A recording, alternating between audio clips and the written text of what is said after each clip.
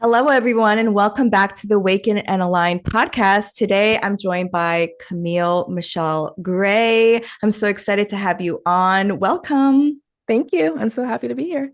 Yes. So, just for all of us to understand where you're coming from, what is your sun, moon, and rising? My sun sign is Aquarius, my moon sign is Taurus, and my rising sign is Gemini. Ooh, fun. I'm a Sag rising. So, we have We're like the flipped. flipped. So, today's episode, we are doing a deep dive on Neptune. And this is not your average Neptune episode. So, I hope you are inspired and buckle up, Buttercup, because it's going to be juicy. So, Camille, what about Neptune interested you? So for the current iteration of the work that I'm doing, the first kind of like awakening, I guess, to Neptune was when I was in a talk at an astrology conference, and an astrologer, Vernon Robinson, was going through the astrology of the first slave ship that had landed in Southampton, Virginia. And as he was talking and explaining his point, he kind of like made this aside that, Black people are Neptunian, right? And kind of shot off some reasons why. But I was like, oh, but there's like an avalanche of all these other things that are coming to me about why. So like my current passion for Neptune has been through the lens of Black culture and how it shows up in Black culture and like how it's a significator of Black culture. But I've always been into Neptune because it's conjoined my ascendant ruler. So Mercury and Capricorn conjunct Neptune. And I fancy myself, like an artist or like, into the ethereal things. So I've always been into Neptune from like the beautifying spiritual point of view. Absolutely. Oh, and currently Neptune is squaring your ascendant. I think. That's true. That's true. It is my ascendant's 24 Gemini. So at the end of Pisces, I was getting that square for many years. But now it is sextile, my Mars and Gemini. So back-to-back hits. And how have you experienced that transit? Was it, like you mentioned, the awakening? Yeah, that came more towards the end, right? Those Mhm. crisis degrees. But the earlier parts of the transit were me getting into music and deciding I wanted to do that as a career. And then how that's just so hard to materialize. And so it was in my 10th house, a lot of like questions about my direction. But Mhm. now I feel pretty clear about that. Ooh, and are you going So to pursue that? yeah, which is to be an astrologer, obviously, Mm. as full time as possible. But we'll Yes. see. Yeah. Yes. Yeah, most astrologers have an actual main job, and Yeah. because obviously in this economy. And I'm always surprised to hear that because it's like, how do you have time for how do you have time for everything? Gemini rising, I make Right? time. Right? Um, so my interest in Neptune is that natally I have Neptune square my sun. And then I've been going through my Neptune square for the last couple of years. And so I experienced my Neptune square as, I mean, but also simultaneously going through my Pluto square. Mhm. So it was just an awakening of my identity and just how these systems actually work. Yeah, And it's been such a humbling experience, but also because of my natal Neptune squaring my sun, I see it as we are the ultimate co-creators of our reality. So we can, absolutely. yeah, I think there's a positive and malefic um, experience to these Neptune transits and also how we experience them natally. And we hope that from this episode, this conversation, that it'll kind of wake you up to Neptune and that it's not always a malefic experience. Absolutely. Yeah. So, for the purposes of like where we're grounding this conversation into the current transits, today we are filming this on May 17th, 2025. It's the day of the sun Uranus conjunction at 27 degrees of Taurus. The moon is in Capricorn. So I thought a nice earth trine. And we are officially in Neptune in Aries. And next next Saturday, a week from now, Saturn will ingress into the sign of Aries. And so thank you for being so patient and doing like waiting until today to do this because I really wanted to feel the energy of Neptune and Aries because I think we started talking about this maybe in like February of doing Yeah. this. Yeah. Yeah, absolutely. Seeing it play out in real time just adds so much to what we're able to say here. And I'm a Taurus moon. I love to take my time. I So, know. yeah, I this love is it. perfect. I love it. Neptune was discovered in September 23rd, 24th in 1846. Discovered, I will put that in air quotes, by Johann Gottfried Galle after Joseph Le Verrier predicted Neptune's presence. So some scientists, astronomers, they saw Uranus's orbit to be irregular, and so based on their mathematical calculations, they hypothesized that this was due to another planet's orbit, and so they predicted Neptune's presence even before they saw it through a telescope. And this is also interesting because Galileo Galilei had already seen Neptune back in 1612 and 1613, but he thought it was the moon of Jupiter and a fixed star. And I think the way that Neptune was officially discovered also gives you clues as to the nature of the planet, right? Because it's something that's there that you can't see. Yeah, and there's a lot of controversy about like who discovered it, right? So it's like Right, that slipperiness. right, Absolutely. right. Ownership is not a Neptunian thing. Exactly. And, you know, I was thinking even today that why is it always some like white European dude that discovers these planets? It's because they have access to these advanced technologies. That's right. Yeah, When I personally think that these planets are probably have been known to indigenous cultures, right? so Because too. yeah. Okay, so should we do some of the significations of Neptune? And Yeah. let's, do you want to like say some of your own or say some Yeah. that I think are well documented by astrologers? Yeah, so I'll start with my own, which I think will be helpful context for like the rest of this conversation. So I call it like the many faces of Neptune. So I have awakening, media, plagiarism, projection, exploitation, theft, whitewashing, soul, forgiveness, spirituality, culture, denial, passivity, proliferation, disappointment, and slavery. And then, of course, right, we know Neptune as very idealistic. It's the imagination, it's spiritual experience, it's connection to the divine. I like to say, like in client sessions, to really distill Neptune is like this is the planet that knows that even though we're in separate bodies, we're all one body. Yeah. And we're done. Bye. Bye. So these are some of my significations, but obviously, like I took them from my studying. Illusions, mysticism, escapism, spiritualism, confusion, romanticism, the blurring of boundaries, sensitivity, compassion, transcendent experiences. Richard Tarnas's definition, and I won't say all of them because it's very long. Neptune is associated with the transcendent, spiritual, ideal, symbolic, and imaginative dimensions of life. I think it meant symbolic. With Mhm. the subtle, formless, intangible, and invisible, with the unitive, timeless, immaterial, and infinite. The limited, literal, temporal, and material world of concretely empirical reality, myth and religion, art and inspiration. So those are just some that he mentions in his book, Cosmos and Psyche. Um, and let's see, Robert Hand has said that Neptune is reality and Saturn is illusion, that there ever was one.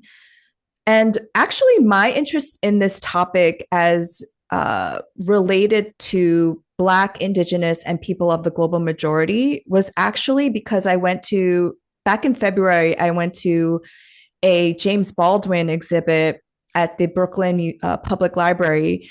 And actually, I actually bought the book, The Fire Next Time. Have you read this book? I haven't.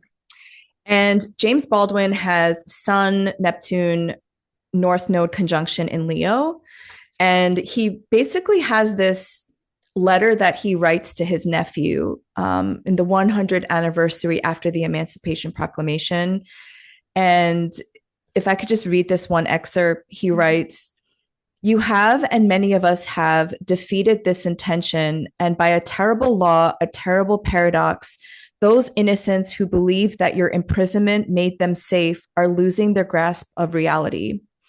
He's basically saying that in this letter to his nephew, to know your self worth and to know who you are, because actually, white people who enslave Black people don't actually know who they are, their identity, and they're losing their grip on reality. And you have to have compassion for them because they actually have nothing.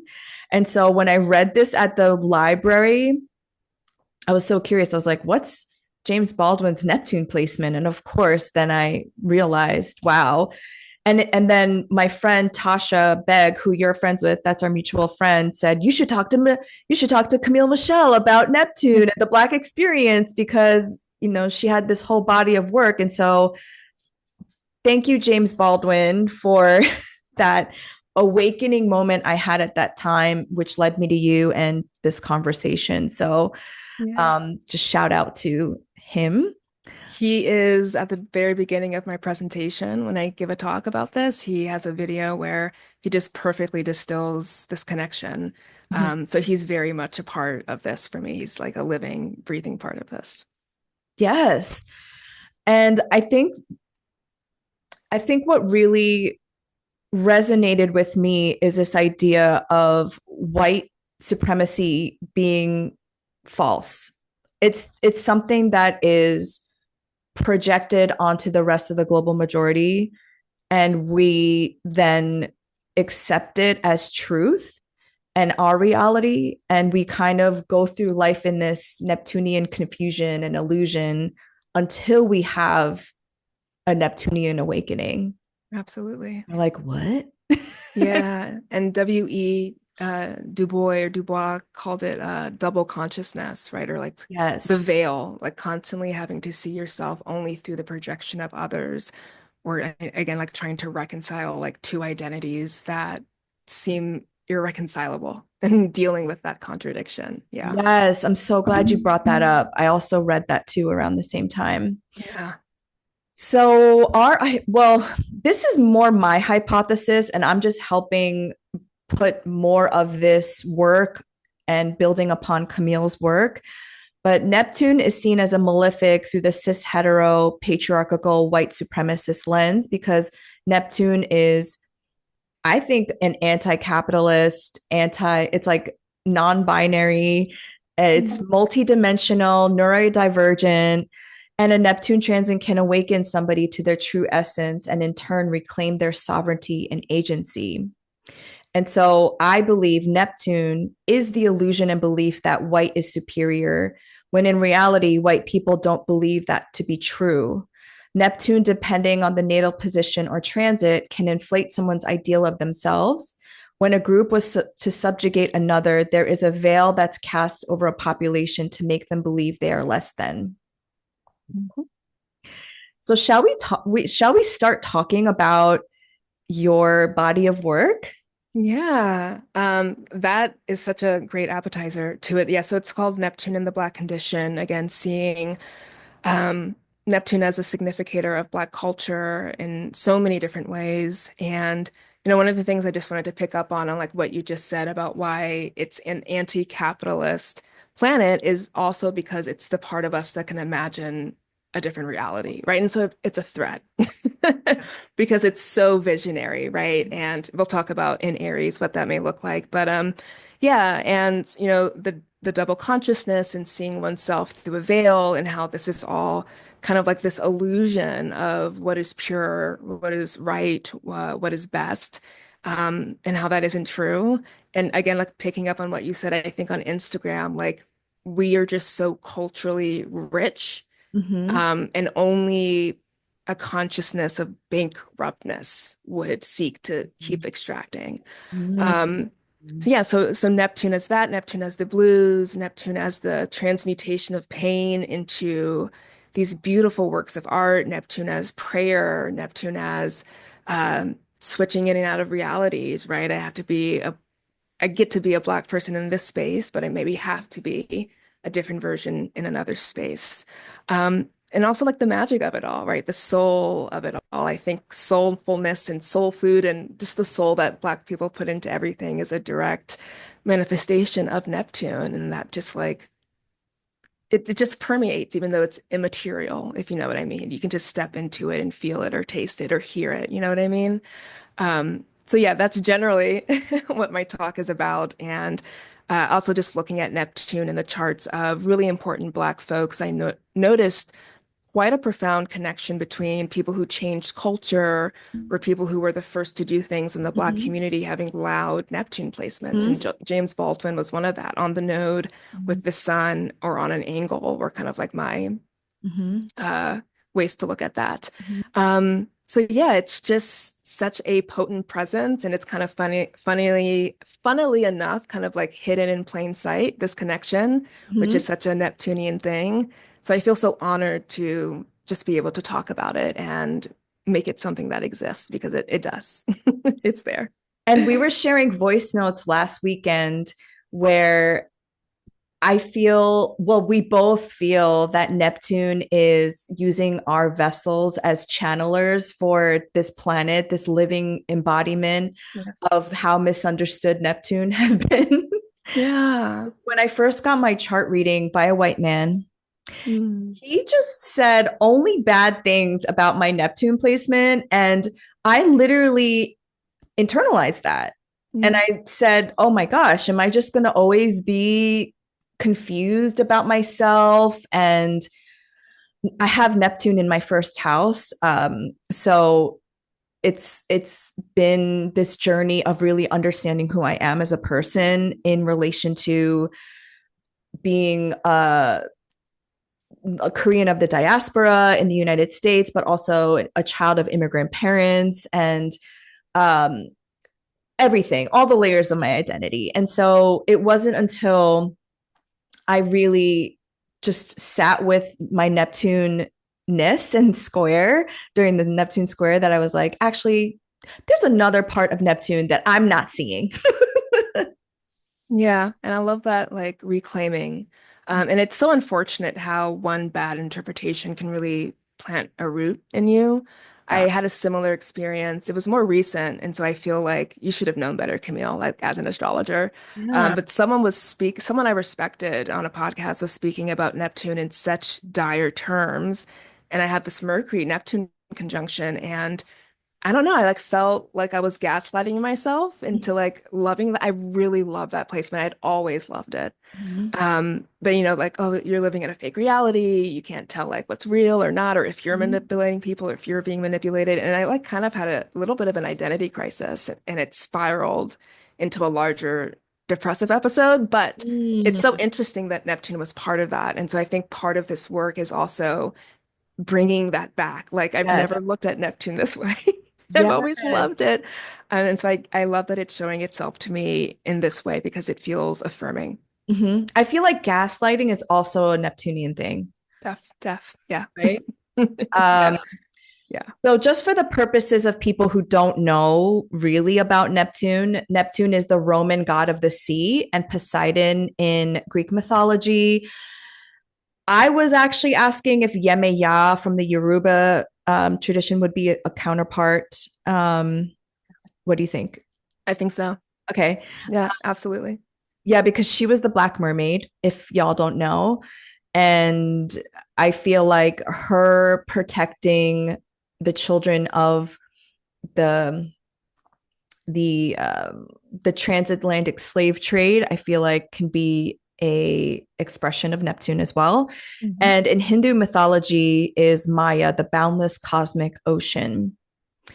And do you want to say the part about like why, the ocean being the thoroughfare and Yeah. So, the god of the waters and the seas, that was Neptune. And ocean obviously was like the welfare for um, slaves or African slaves across the ocean. And so many died in the ocean. They kind of like cementing a legacy just like out on the open sea. And I run into this work of like some Black maritime archaeologists who are actually diving into the Atlantic Ocean and excavating these slave ships and like Mhm. retelling the stories of people who never made it to Mhm. America. And there was even an exhibit, I think, somewhere in DC, but maybe in this general East Coast area of like reimagining those lost souls as like kings and queens of their own Atlantis down there. So yeah, I think the ocean in a lot of ways was like the facilitator, obviously, of the slave trade, right? And so in a lot of ways, it like seeded what then became American Blackness, right? And Black culture as we see it today. Mhm. And Neptune is also the illusion and delusion of, I believe, white supremacy. I'm laughing just because it's like,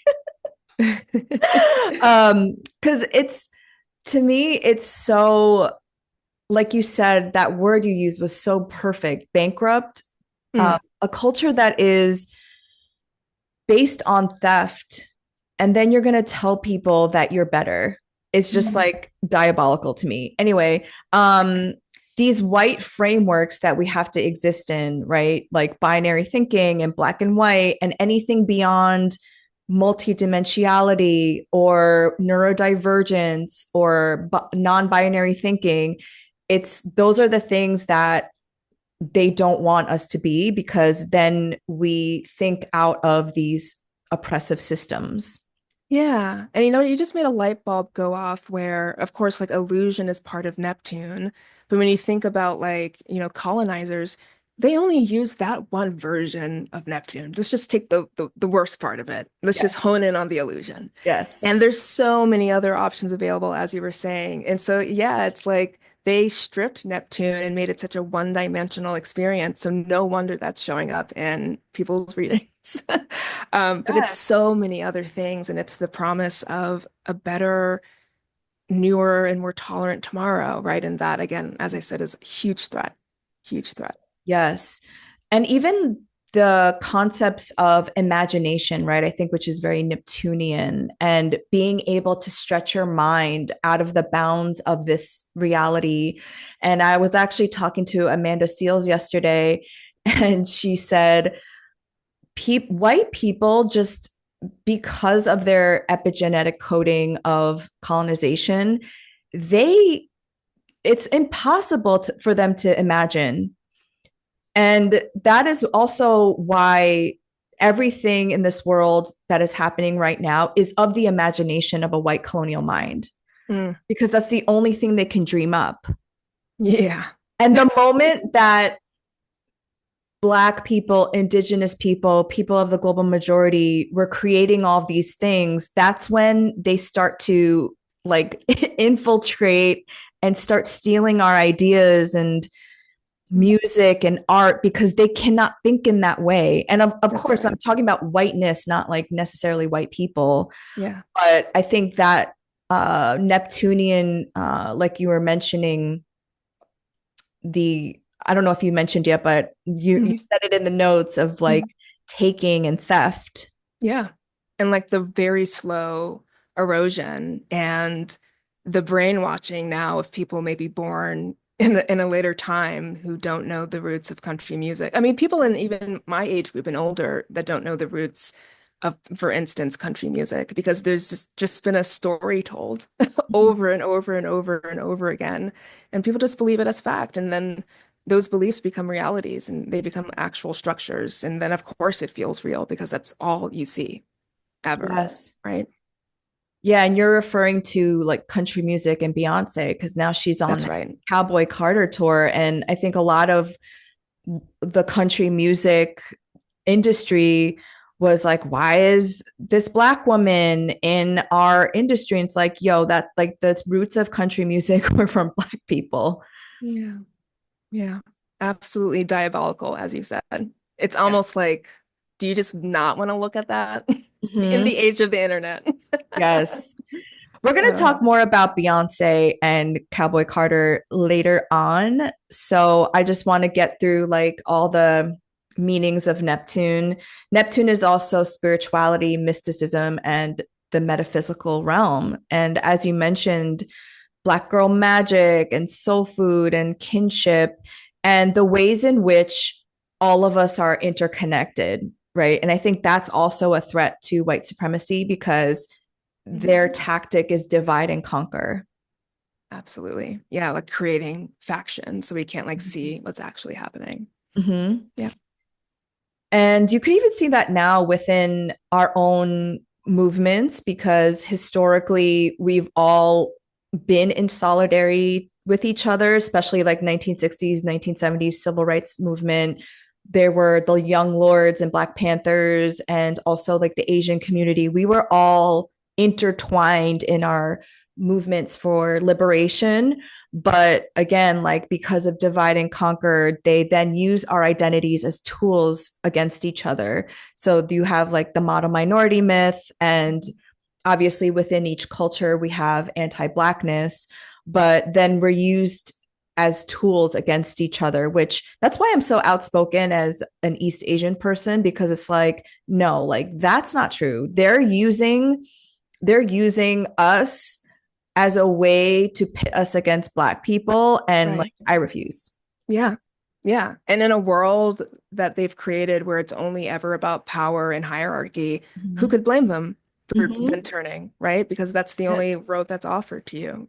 Yes. Yeah. And I was saying that I feel like Neptune is also assimilation because, and we can talk about how the United States has a Neptune in Virgo in the Sibley chart, and it's being opposed with all of this the stellium in Pisces right now. And when you come to the United States as a refugee, as an immigrant, you are then sold this idea of the American dream, but you have to assimilate to whiteness in order for you to have access to privilege and power and capital. And so Absolutely. oftentimes what happens is like my parents immigrated here in the 1970s, right? That wave of immigration from Asia when they bombed our countries. Mm. Anyway, um Got it. so like a lot of Asian, Latinx, all these other people that immigrate here do that because they're trying to survive in this country. But then, as a cost, as a sacrifice, they lose bits of their culture. They lose their ties to their motherlands. And I think that's also the malefic nature of Neptune. It's like we're going to Yeah. absorb you to be our like passive people that just like work. Yeah. And yeah, I mentioned that in my research and I called it like the watering down effect. Mm-hmm. When you like that the diaspora literally is migration and spread, Mm-hmm. right? And the wider spread something is, the less potent, right? It is at each, you know, you get it. But I it's kind get of it. like, yeah, it's like the watering down of your cultural heritage until like if there's nothing there, then automatically you're programmed Mm-hmm. with what they want you to be programmed with, American culture. Yeah, it's a programming. Totally. And it's like Brainwashing. brainwashing. And it's like like American exceptionalism, right? I think is also part of Neptune and Virgo and this perfectionism that you have to be a perfect citizen.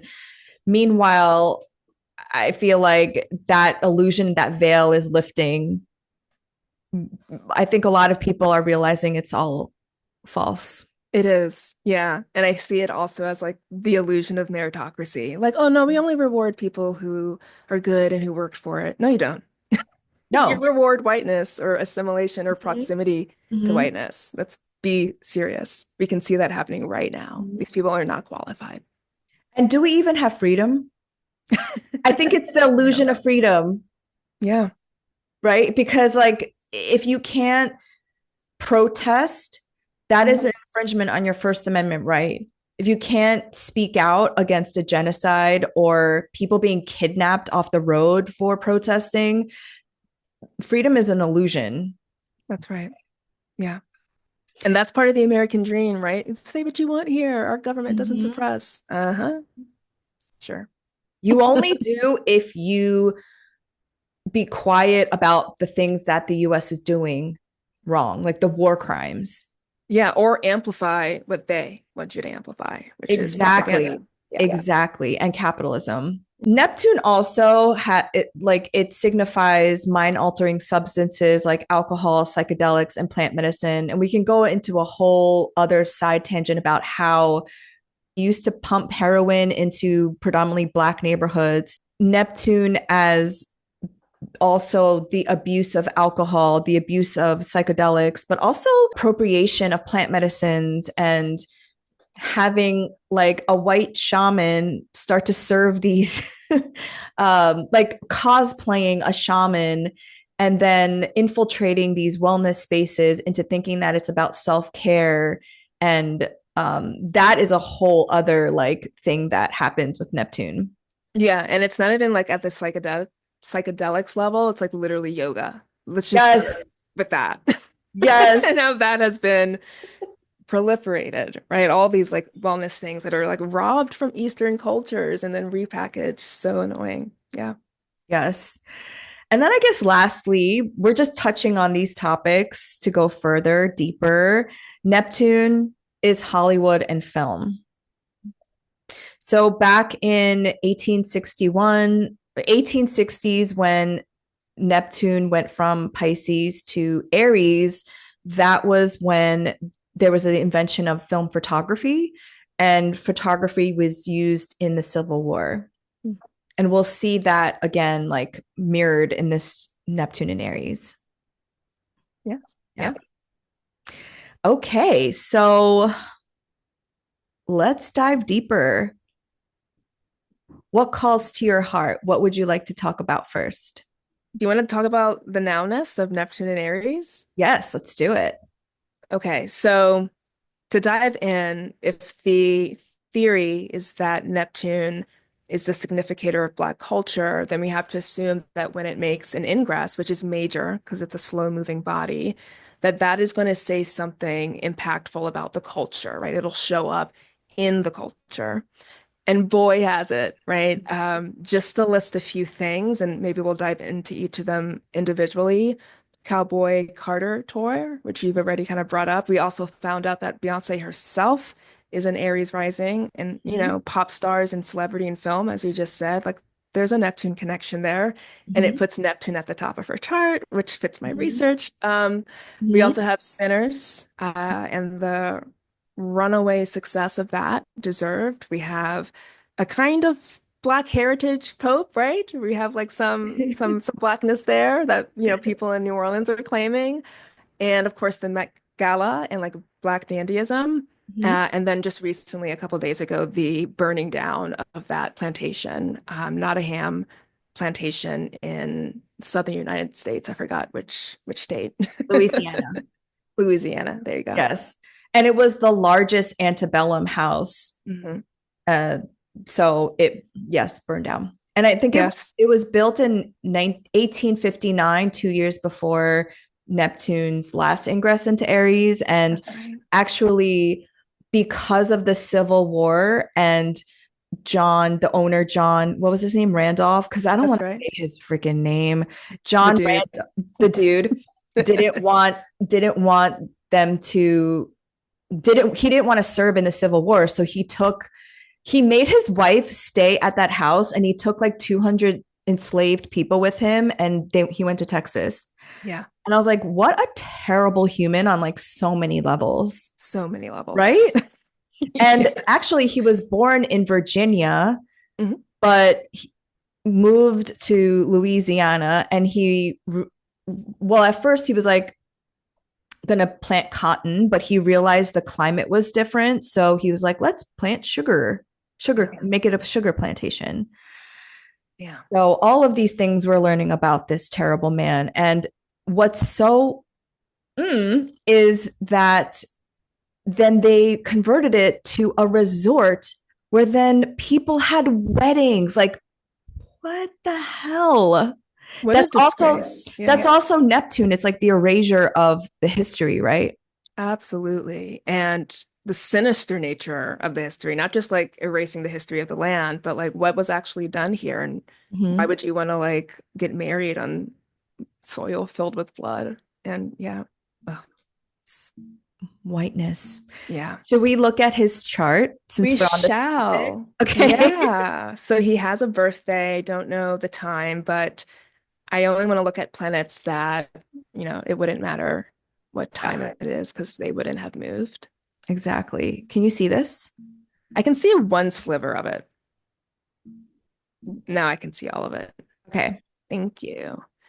Okay, so just off the dome, what I saw was first okay, so let's just start by saying astrology still works posthumously Yes. because that's just the art. Okay, it's divine like that. So this chart still works even though this dude has passed. So what I saw first was that Neptune is on his sun right now.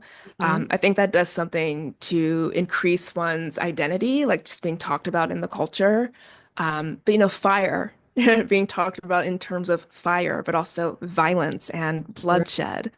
True. Um, yeah. And I think his or Mars currently in Leo is on his North Node. So again, bringing up of legacy, and we have like the fire sign repeating as well. And then the last thing I saw was that he's in an exact Uranus opposition. So the Uranus Sun conjunction that's happening now, I think at 27 degrees, is Mhm. directly opposite this person's Uranus in Scorpio at 27 degrees. Wow. Bam, right? No. And it's on a fixed star called Algol. So it's like off with their head That's energy. right. Yeah. Whoa. And Algol is a wealth star. So it's Mm, like showcasing the wealth that was built off the backs of enslaved Black people in his yeah. plantation. And it's exposing the, like you said, like demonic nature of then people going there and getting married. Yeah. Or just going there with the intention of like pleasure and indulgence just feels Mhm. so insulting when you think about the labor Yes. that happened there and the toil that happened there. Yeah. Yes. Wow, this is incredible. And we also obviously didn't have a time, but we used the Lunenburg, Virginia location just for you Virgo placements out there. So that is the what was the plantation called? Nottoway Plantation. And that Yeah, just happened yesterday, right? Or 2 days it ago? did. Yeah, I think on the evening of the 15th, I believe. Yeah, and today's the 17th. Yes.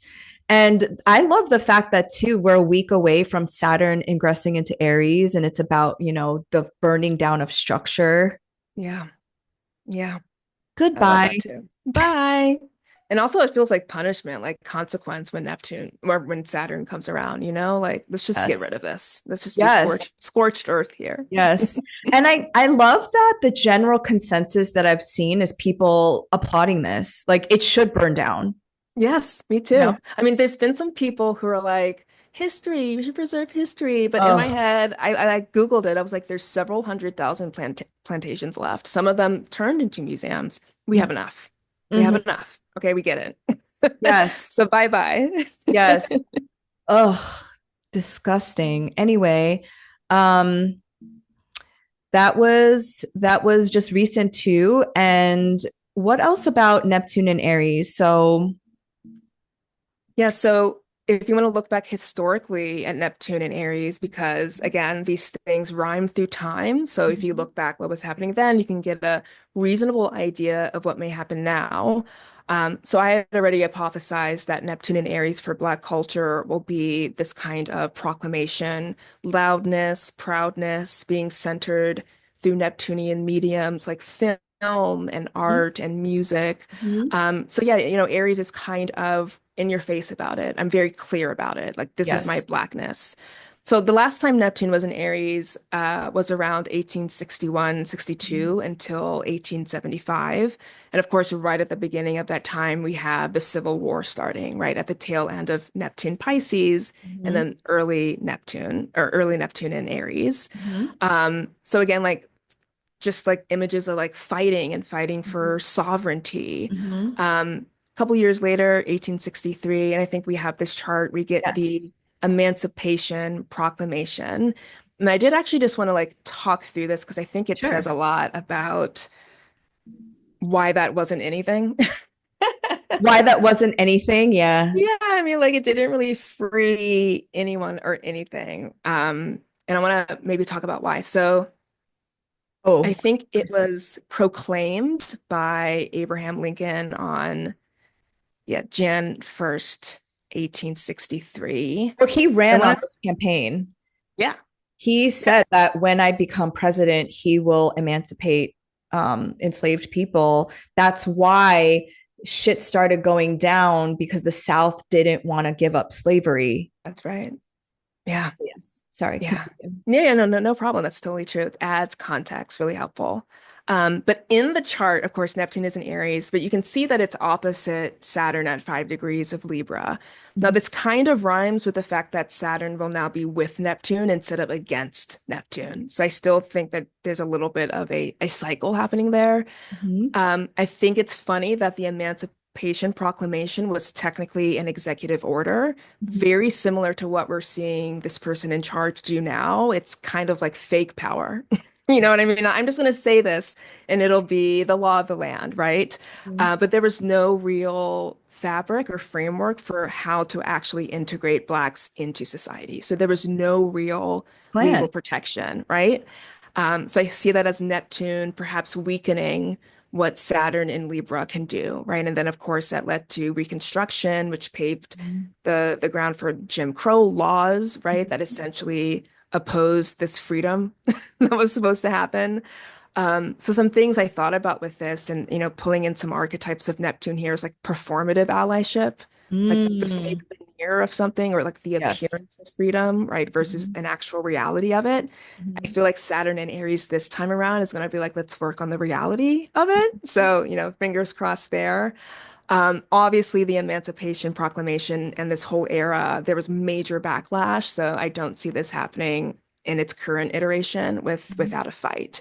Mhm. Um, and the last thing I just wanted to bring up, and I don't really give a lot of emphasis to dignity and debility in like a natal context, because I think Mhm. anyone can make anything work to stellar, right, results. Yes. But in this mundane context, remembering that Saturn in Libra is exalted and can ostensibly do more damage via the legal system Mhm. because it's empowered to do so.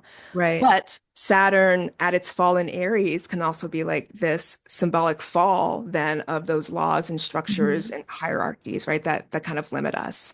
So this kind of play on like, what Mhm. is Saturn going to be? Is it going to like make these things crumble, right? And of course, other people see it as like militant and like maybe more authoritarian. Mhm. So I find that to be really, really interesting. And Uranus is in Gemini in this chart, as it will also be very soon this summer. So we're just rhyming with this 1860s Mhm. time generally. And I think that really matters for like understanding Neptune and Aries. Yeah. And at That's my this spiel. time, this is Uranus's second Uranus return.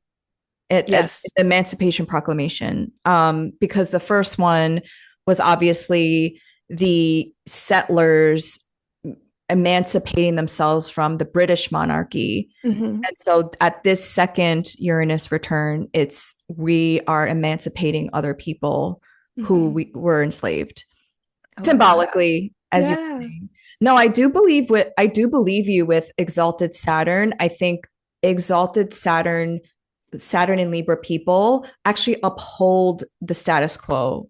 They uphold what is embedded in, I guess, tradition and following the rule of law, whereas Saturn in Aries is more vigilante justice. It's kind of like Luigi or Yes. allegedly a Luigi. It's more like I'm going to take matters into my own hands. Absolutely. So Yeah, and Libra is opposed. like the veneer or the Yes. performativeness. Like we'll do a little 13th, 14th, 15th Amendment, but you aren't really free. This is Right. just like, we'll just do this so you guys will shut up. So it looks Um, good on yeah, it paper. looks good, right? And Libra is also like, I want this conflict to end, so I'll just do this, right? Yes. But Saturn and Aries, I think, will be more prone to fight and I try to love make this it. Libra Yeah. slander. Exalted planets can be diabolical. I'm just going to keep using that word that you use because I love it. No, I 100% agree with you because I have a Saturn in Libra, and it's the part of my chart that is annoying to me because it also talks about like filial duty and piety of people that you come from and like upholding those values. But if those values are toxic and they're hurting other people, that's when you know you got to break free of that. That's right. That's when Aries is helpful and corrective. Yes, exactly. So now, so this is like what happened the last time Neptune was in Aries and Yeah. Uranus was in Gemini. So now you are predicting that Black people, people of the global majority, Mhm. we then take our sovereignty, reclaim it, and create art and music and reclaim our cultures. Absolutely. Yeah. And I see it also, yeah, reclaiming heritage and reclaiming culture. I was thinking even like the rise of, Afro kind of religions and spirituality instead of, more people will realize the connections between Christianity and colonialism and capitalism. And so they Oh, want to break yes. free, right? And have their Yes. own kind of spiritual connection. Yeah. So it's just like a new era of sovereignty. I also think it's an era of us being centered when you think of Aries as the sign of the sun's exaltation. And so I just think it'll be a really lovely time of both breaking down the identity that we've had to inherit in this country, but also creating then one in its place that is completely to like borrow FUBU for us by us. You know what I mean? I love that. Yeah, and thank you for reminding me of this because when Neptune was discovered in 1845 or 6, Mhm. right? It coincided with the spiritual revival of the 19th century.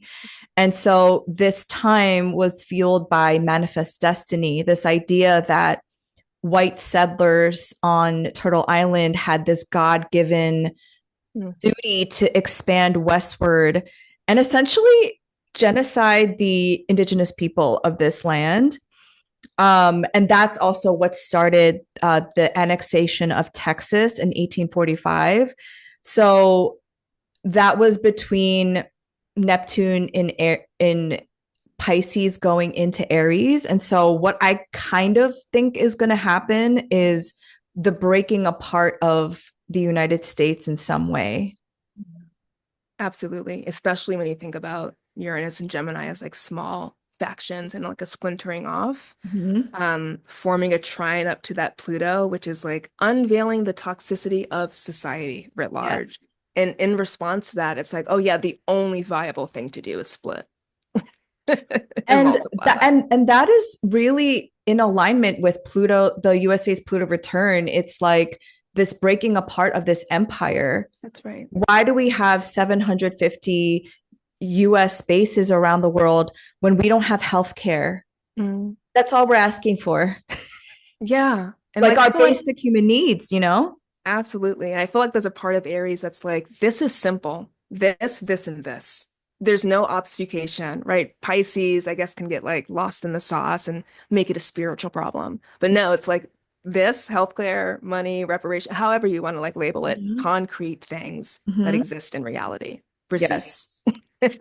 Yes, it's actually very simple. You acknowledge what you did, Mhm, that you enslaved people. How fucking gross and diabolical are you? mhm. You genocided people. Second, reparations and land back. Third, you bring all the money we're spending in colonizing other places around the world and committing war crimes and bring it back to investing in infrastructure and the people here.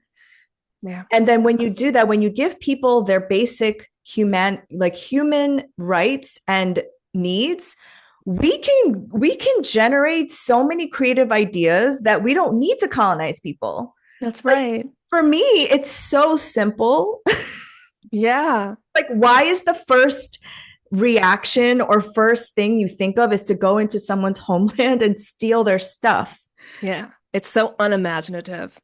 So unimaginative. That's There's what I'm so many saying. ways to do reality. The white colonial mind is so unimaginative. It is so not You're not channeling Neptune. Yeah. And so they take Neptune through us, through our music, through our culture, through, yeah, spirituality. Exactly. Let's talk about now. Should we talk about like sinners? Please. Yes. How many times have you seen it? Because I've only seen it once, and I feel like people who have seen it multiple times have a one up because they've caught things that I haven't caught yet. I've seen it once. Okay, okay, okay. And if you need Ryan Coogler's chart or anything, I have it in like the ready. I feel like I remember it because Tasha went over it, so I can see it in my head. But Yeah. yes, let's talk about it. What did you think? What do you think it means? Sinners. Yeah, in the I context of like Neptune and Aries. I feel like, oh my God, it's so layered. It is saying our art is our art and it's impactful. It generates millions and billions of dollars, and you don't have a right to take it from us. Yeah. Yeah. And I see that at two levels, right? I see that as Ryan Coogler retaining the rights or like working out that deal, which was the first of its kind. Hello, Aries is going to break records. And Mm-hmm. that's also like a subplot of the film. Like this is our music, this is our juke Right. joint. You cannot take this. Right. Try to, right? But it's such, yeah, I love that. And it came out on a Neptune Mercury conjunction in Aries because Mm, that happened like April 17th and the movie came out April 18th. And so Neptune again being about film and art and spirituality, which this movie was definitely about, and all the topics we've been talking about, and Mercury, which is like contracts, announcements, and like Aries being at that world point. It was, hi, we're here. yeah, yeah. And This like, is how we're starting. And yes. the movie was supposed to come out in March, but it was delayed because of the LA fires. Again, another Aries thing. And I think that's significant because if it had come out in March with all the retrogrades and eclipses, it wouldn't have, I think it still would have had an impact.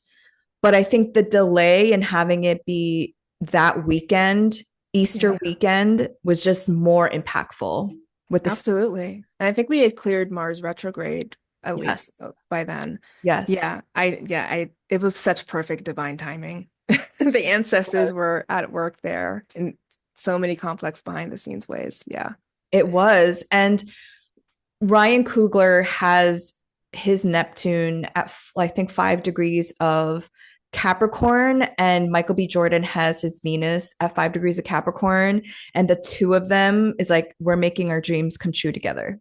Yes, and I think they both also have North Node Aries, right? Yes, they do. So there A this nodal Aries retrograde. activation, right, is pulling on their kind of like arc here as souls, twin Mm-hmm. souls, maybe. I love it. Mm-hmm. And I they love it. both have Jupiter in Pisces, which I think is so cute.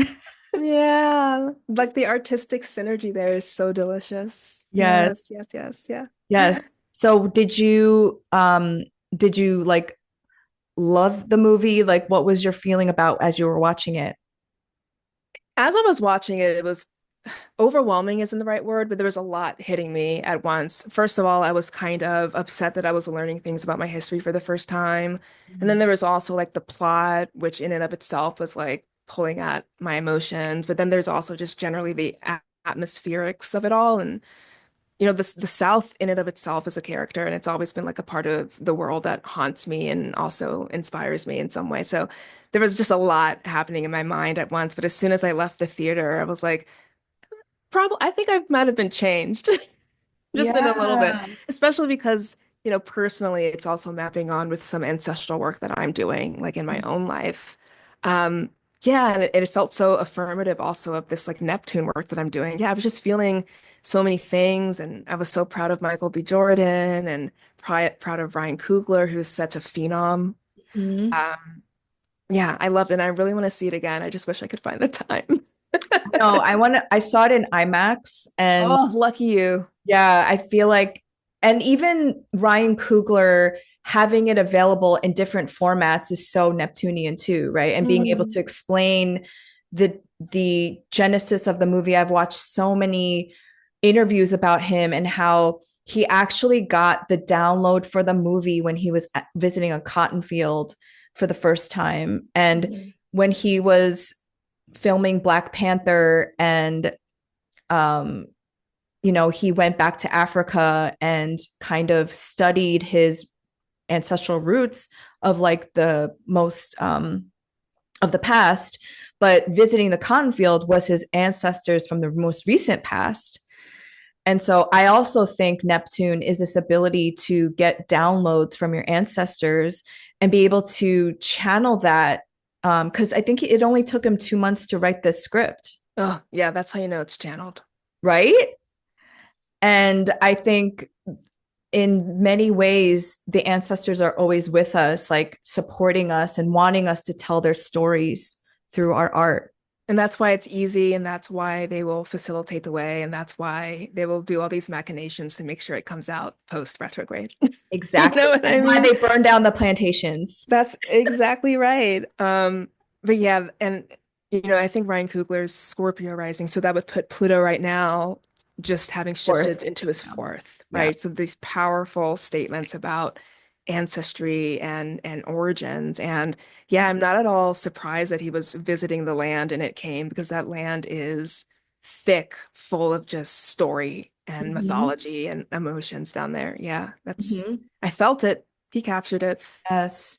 And even the music, right? Because in the beginning of the film, the voiceover of Annie talks about how music transcends time, and Neptune is timelessness and the ability to travel through different astral realms. And the fact that music was the thing that was Sammy's gift. And the thing that Remick, the vampire, wanted so desperately was the connection to his own ancestors. Yeah.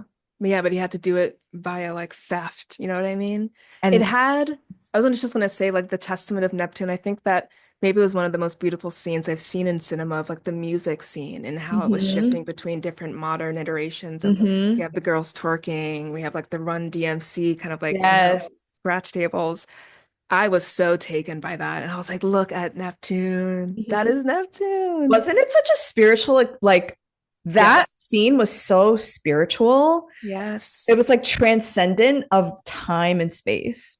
Exactly. And that I think that's what he was trying to show. And music is weirdly enough that kind of constant thread connecting Mhm. all the timelines and all the realities. Yeah.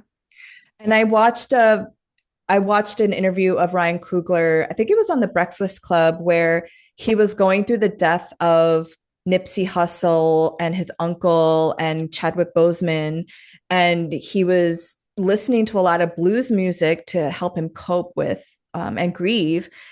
And he was starting to do the research on blues music, which oh no, so grunge music. It was Mm. grunge music he was doing the research on, and he found that the roots of grunge music, which you would think like is, which has been predominantly white men in like Seattle area, right?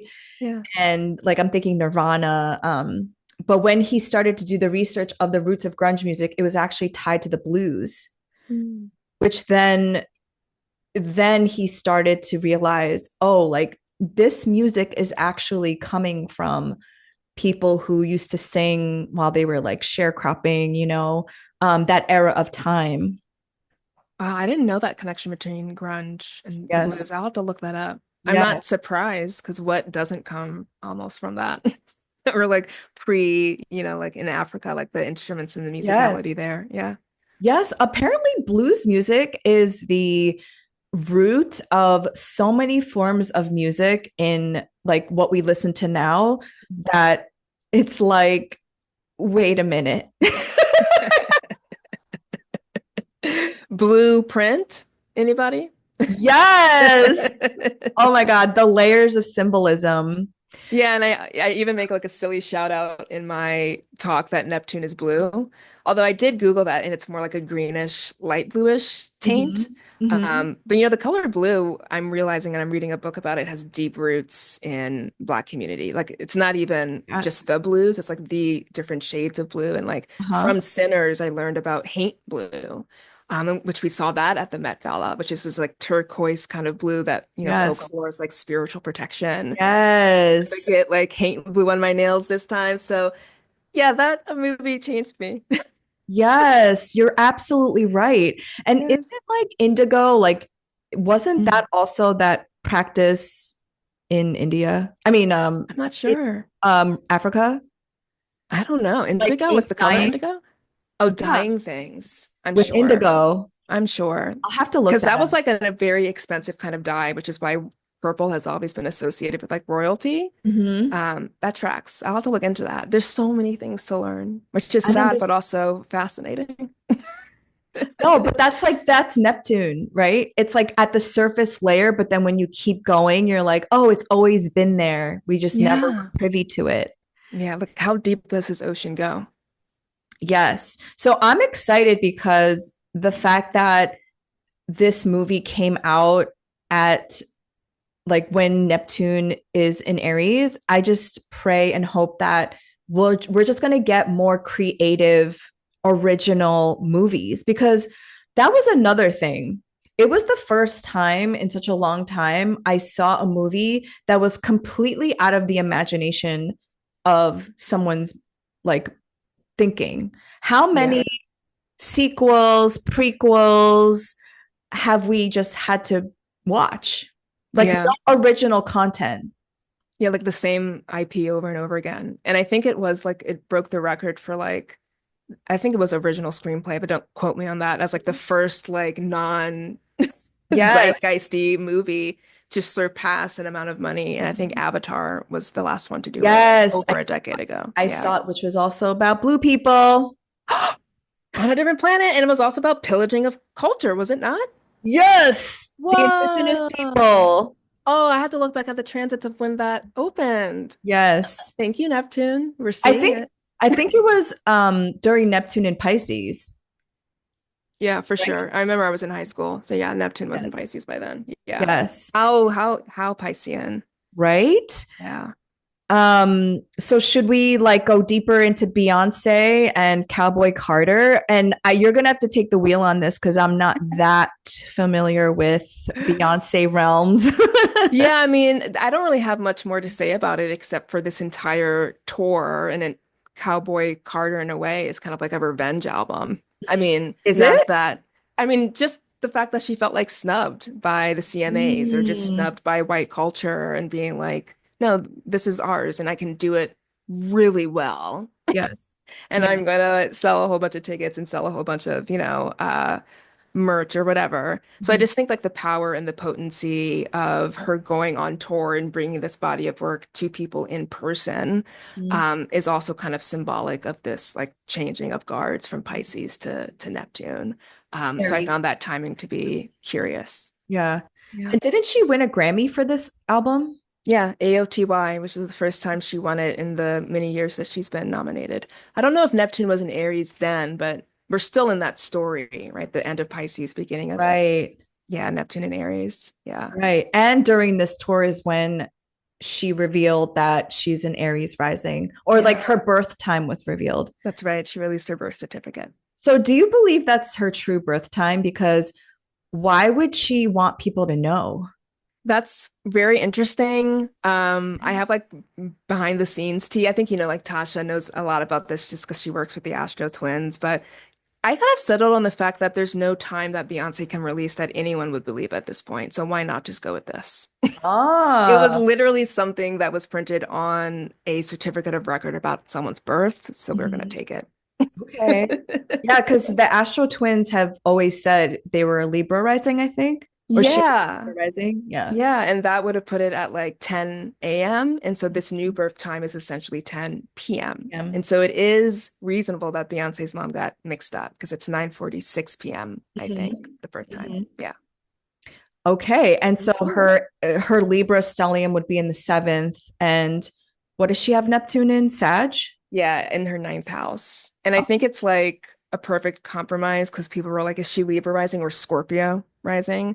And so Aries rising both puts Libra on an angle, which I always felt it was because it's so powerful through Yes. her, but it also makes her ruled by Mars with that Mars in Yes. Leo. Yes. Okay. Yeah. One plus for the Aries team. There we go. Um, and okay, so we have Kendrick Lamar and the Superbowl and just the Kendrick Lamar coming out during this Mars and Cancer time period, this retrograde, right? Yeah. Do you have anything to say about him? I mean, it's definitely like part of the story. I think it's Mhm. part of the lead up. I believe like Mars in Cancer, just as like the ruler of Aries, maybe there's some kind of like connection there between like being outspoken against the country Cancer that Yeah. is claimed, right? That it's like your home or like, whatever, like the home that has never embraced you and being very loud and explicit about it. And I believe it was actually on Tasha's podcast that I learned like prior when he was at the Super Bowl, he sung All Right, which is like basically like Black anthem, like we're gonna be all right. But he Mhm. had to censor himself. And so this time around, I don't think he really censored or he did his storytelling in such an evocative way that it was like bam, Mars right in your Mhm. face. So I Mhm. feel like the bamness of it, or like here I am, I'm gonna say it, is such a Mars thing that I think both Mars in Cancer retrograde and Neptune in Aries are kind of like Mhm. both saying that same Speaking thing to in each my life. other. Yeah, yeah, speaking Yeah. to each other Yeah. basically in different ways. Yeah. Wait, do you know what his Neptune is? I didn't even look. Kendrick Lamar has Neptune in at the very end of Sag, I want to say. Maybe early Capricorn in the fourth, third. Okay. I don't have his chart. I can look it up really quick.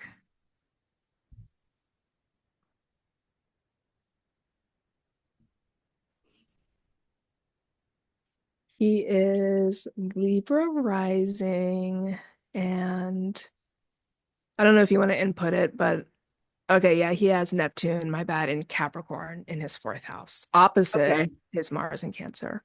Okay. I was Yeah, wondering if there was a that is, connection yeah. there. That's interesting. And the fact that he was fired up when Drake started attacking his family, and then he used that to write Not Like Us, right? Pretty much. Yeah. Yeah. He's Don't mess with a Cancer's community. dope. Whether it's their Do it. family or Compton, which is also his family. Right.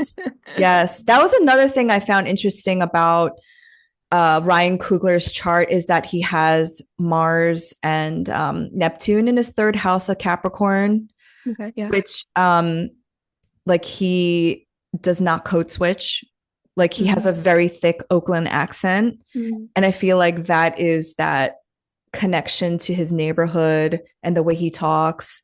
And he also kind of has a stutter with that Mars in the third house, but he doesn't try to hide it. Like, it is Yeah, what it is. that's right. Like you're gonna Yeah. get what I have to say, how it comes out. That's the Right. Mars of it all. Yeah. Yeah.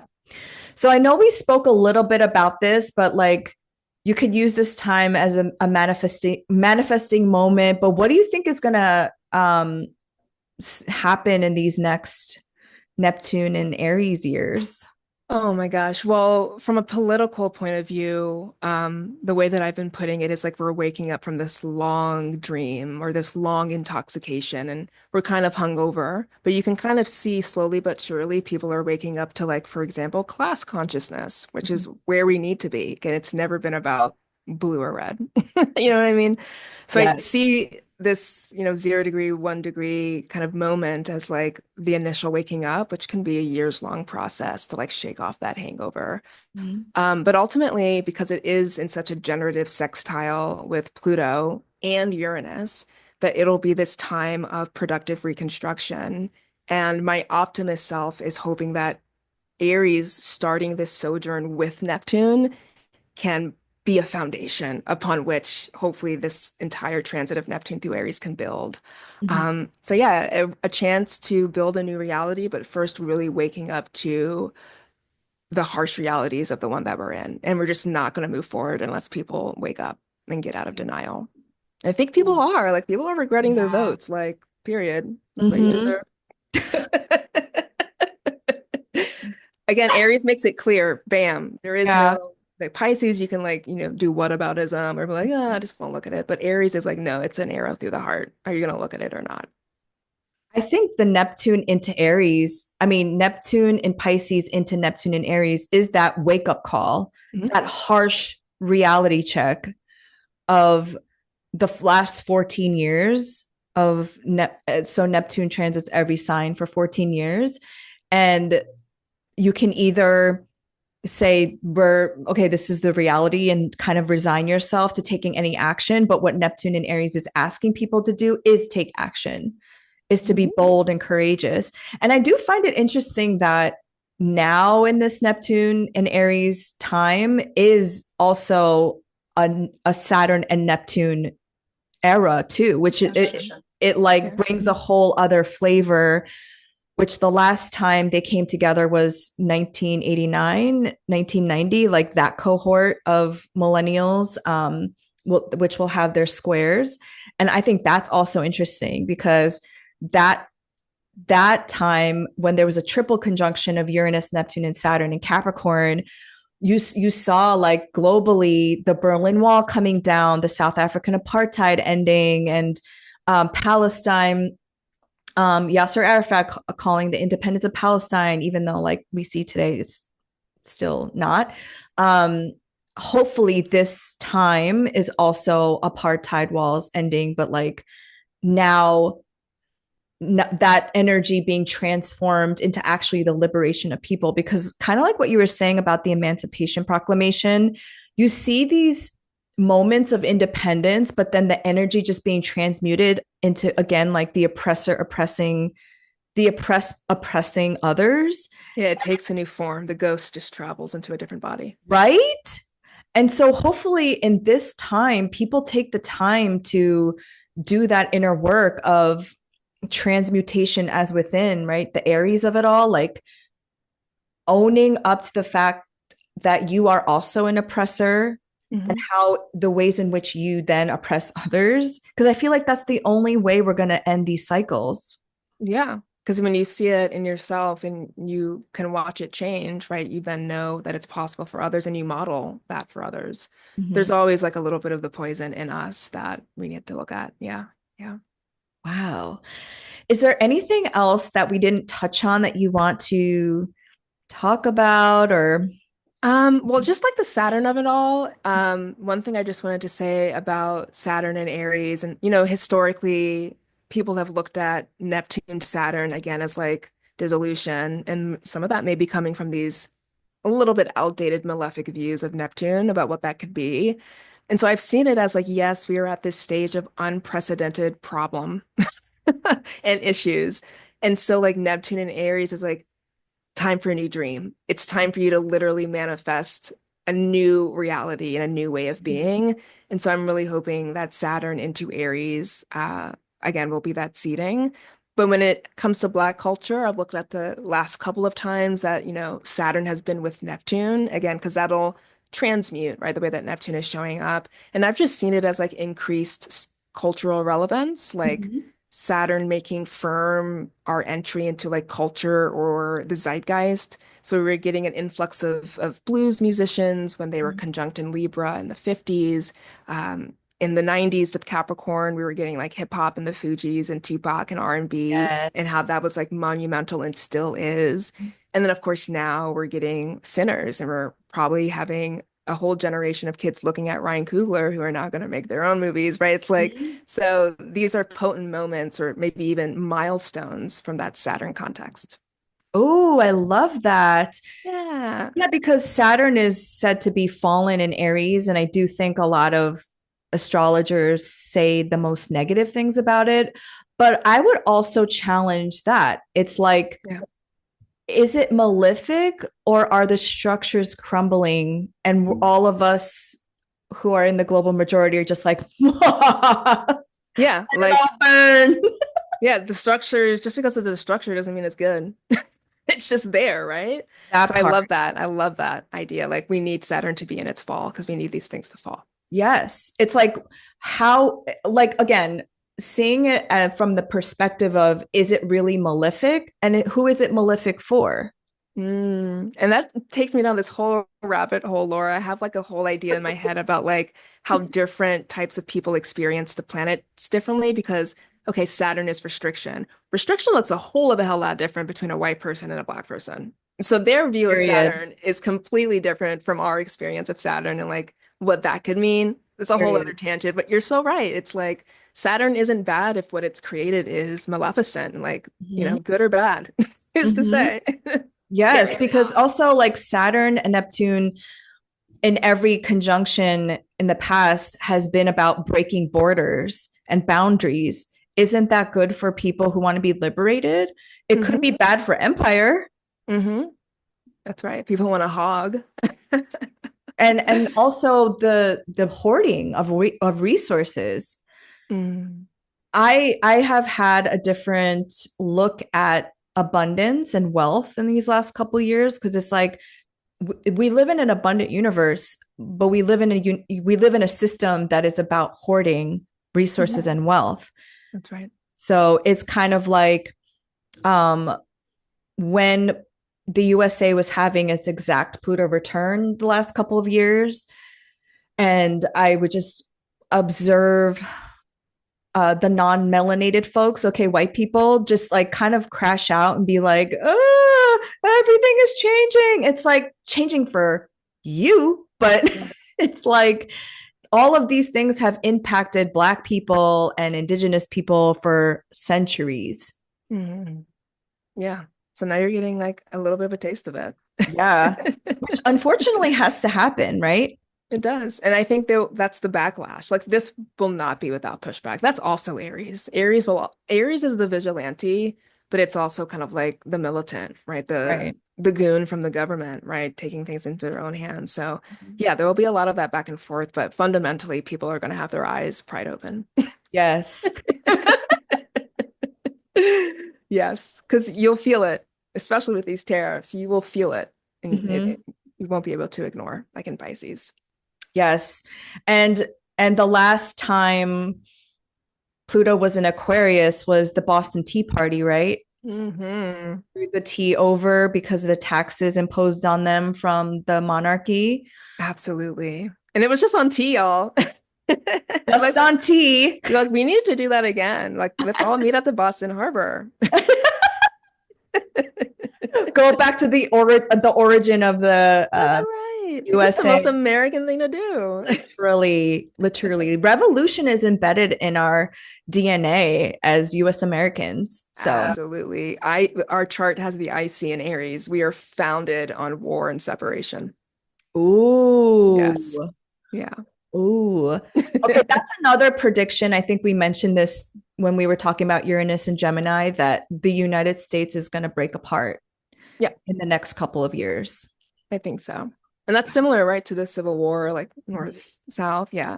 I think it'll be multitudinous just because the internet exists. Mhm, So mhm. many different kind of factions. But yeah, you're right. And I wonder what Saturn will mean on the IC of the United States chart. I haven't thought about that. Oh, that's a good point. And our Well, Saturn opposition. Yeah. right. Well, I know that what's his face, the orange Cheeto, wanted to annex Greenland or parts of Canada.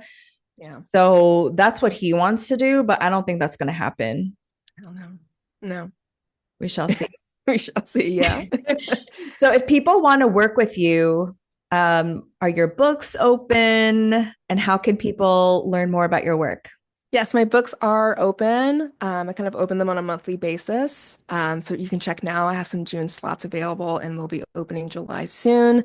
I am at CamilleMichelleGray.com, which I'm sure will be written out somewhere adjacent to this video or a soundbite.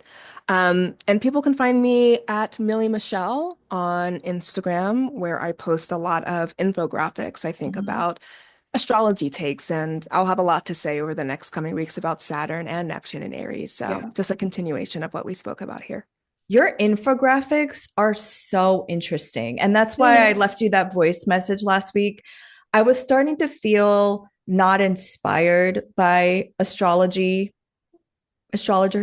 And Yeah. when I read your infographics, you help people to see things in a different way that are just really exciting. Oh, thank you. That warms my Gemini heart because that's all I want. It's just people to see Yeah. things differently because it's so Yeah. fun.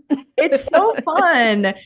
And it's just really stretching the bounds of what we believe these planets to be. And again, I think we were both saying that these planets speak to us, and we're just the vessel in which we're transmitting the messages of the celestial bodies. That's right. Yeah. And so many different new messages are yet to be figured out. And the more we embody them, the more I think I told someone else, I don't know if it was you, that I feel like the planets are cheering us on when they're like, she's Yes. flipping the script. Yes, Yes, yes, baby, I can be yes. way more than this. I can be way more than Yes.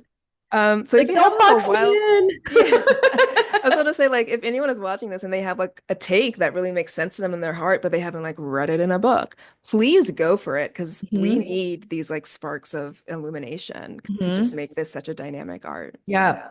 And we're just adding to the astrological knowledge because when I thought of Neptune as assimilation, nobody really like that wasn't not in a book that I read or anything like that. It was just something that I observed in others and myself. So, Yeah. yeah, just run with your ideas. Yeah, and your experience so matters. It so Mhm. matters. Yeah.